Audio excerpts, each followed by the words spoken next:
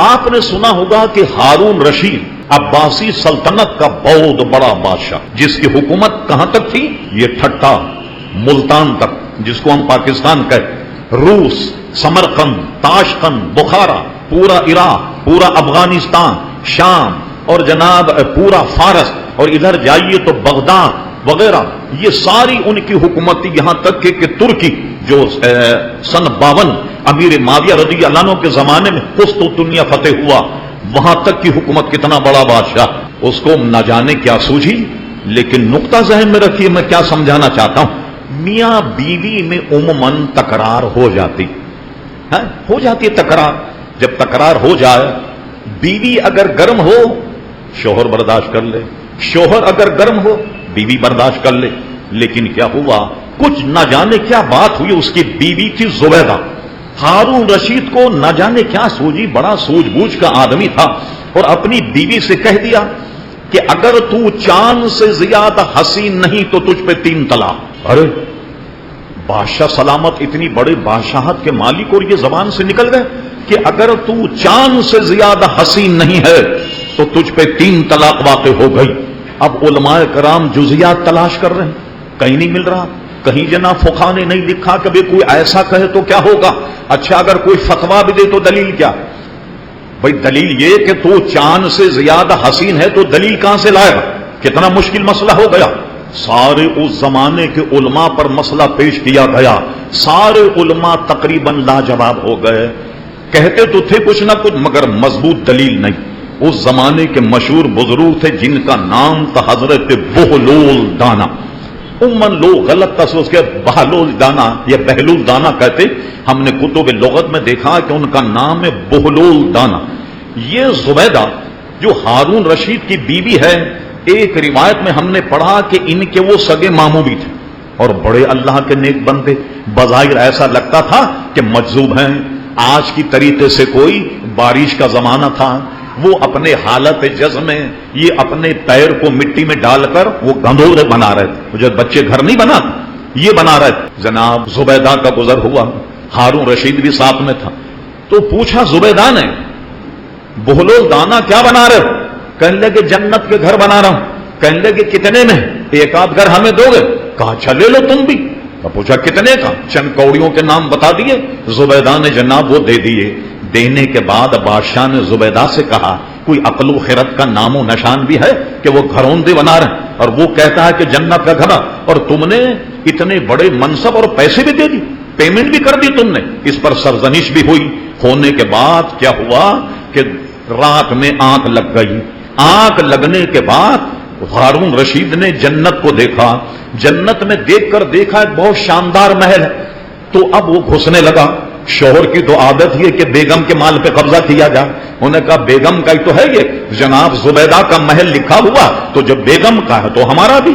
شوہر تو ویسی بیگم کے مال پہ قبضہ کرنے، اب وہ جیسے ہی گھسنے لگا روک دیا فرشتوں نے، خبردار یہ محل تمہاری بیگم کا، تمہارا نہیں۔ اچانک آنکھ کھل گئی، اب پتہ لگا کہ وہ تو بہلول دانا نے واقعی جنت کا محل دے دیا۔ اب یہ دوسرے دن پہنچ گئے۔ نظام قدرت دیکھیے، روحانی نظام، جس مسلک کو ہم فالو کرتے، جس کے ہم ماننے والے۔ اب جب گئے وہ گھروندے بنا رہے تھے، پیر یا ہاتھ رکھ کر، تو کہنے لگے بہلول دانا کیا بیچنا چاہتے ہو؟ کہا ہاں، ایک ہمیں بھی دے دو۔ تو انہوں نے کہا لیجئے، کیا دام؟ انہوں نے جناب لاکھوں کے دام بتائے۔ ارے کہنے لگے کہ کل تو آپ نے بڑی مختصر رقم لی، اور آج کیا اتنی مہنگائی بڑھ گئی کراچی کی طرح، پاکستان کی طرح، کہ دوسرے دن میں لاکھوں روپے ہو گئے۔ بہلول دانا نے جواب دیا جناب جب دیکھ کر لوگے تو ایسا ہی ہوگا۔ ہاں وہ تو بن دیکھے اس نے سودا کیا، اور جب دیکھ کر کے سودا لوگے تو سودا بہت مہنگا ہوگا۔ یہ لیجیے جنت کے گھر بیچ رہے، کتنے بڑے بزرگ تھے۔ چلیے صاحب آئیے، انہوں نے کہا کہ تم اگر چاند سے حسین نہیں ہو تو تم پہ 3 طلاق۔ کبھی کبھی بہلول دانا ایک مسجد میں نماز بھی پڑھایا کرتے۔ ہارون رشید تمام علماء سے لاجواب ہو گئے۔ ایک دن چلے گئے فجر کی نماز پڑھنے حضرت بہلول دانا کے پیچھے۔ بہت توجہ سے سنیے آپ، اللہ اکبر، بزرگوں کی بھول کا عالم، ایمان تازہ ہو جائے۔ حضرت بہلول دانا نے نماز پڑھائی بہت توجہ سے۔ نماز پڑھانے کے بعد وہ پڑھنا چاہتے تھے سورت، اور اس میں سورت پڑھنے کے بعد ایک آیت میں انہیں وہ تسامو لگا، سہو ہو گیا. یہ آیت انہوں نے پڑھی لقد خلقنا الانسان فی احسن تقویم. یہ آیت تو بہلول دانا نے پڑھا لقد خلق الشمس فی احسن تقویم، بھول گئے قرات. پیچھے قاری نے لقمہ دیا لقد خلقنا الانسان فی احسن تقویم. حضرت بہلول دانا نے لقمہ سنا، پھر غلطی ہو گئی اور انہوں نے کہا لقد خلقنا القمر فی احسن تقویم، کہ اللہ نے قمر کو، چاند کو سب سے حسین پیدا کیا. پیچھے سے پھر لقمہ ملا، نہیں لقد خلقنا الانسان فی احسن تقویم. اب انہوں نے قرات میں پڑھا لقد خلقنا الانسان فی احسن تقویم. اس تکرار کو سن کر ہارون رشید گھر گیا. گھر جانے کے بعد زبیدہ چھڑی کی طرح کانپ رہی تھی کہ اب شاید طلاق واقع ہو جائے. انہوں نے کہا سنو، تمہارے ماموں نے آج یہ اتنا بڑا مسئلہ حل کر دیا. ارے کیسے حل ہوا؟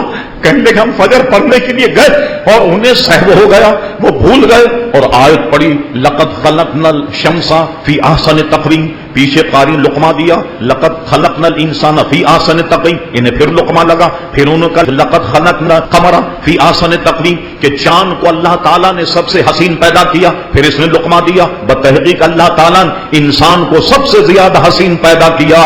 پتہ لگ گیا کہ چاند اور سورج کے سامنے انسان سب سے زیادہ حسین اور جمیل ہے. تو آج تمہارے ماموں نے تمہیں طلاق سے بچا لیا.